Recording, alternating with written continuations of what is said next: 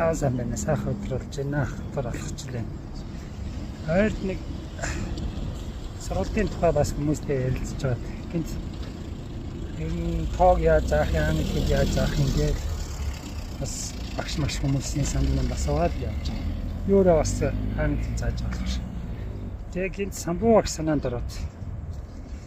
Би үндэсний сургуульд одоо ч багшилж байгаа л да багшилж байхад Оросын бариадаас самбуу гэдэг Буряд багш ирж багшлсан. Тооны багш л да.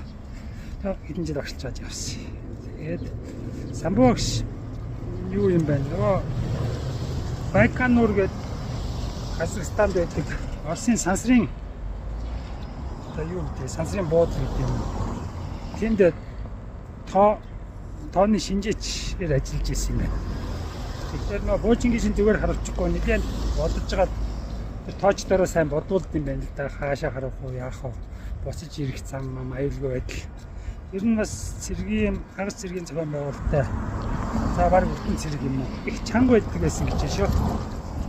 Тэгэл спирт амсах юм бол шууд л ажилгүй ярьж байна. За тэр спиртний тухай ч бас мэдээж яриад үз. Миний завсраа нөгөө Орос ч гэсэн Монгол ч гэсэн олимпиад гэдэг тоноор олимпиад гэж байдаг. Тэрний тухай бас ярилцаад.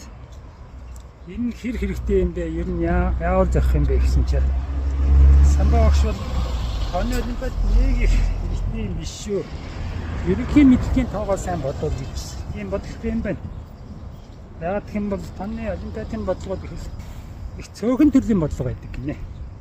Тэгээд амьдралд яг хэрэглэх нь аль юм бол тийм болохоор ерөнхий тооны одоо зон сургууль эздэг бодлогоудаа сайн учрыг олж бодвол гэсэн бодлого байдаг юм байна.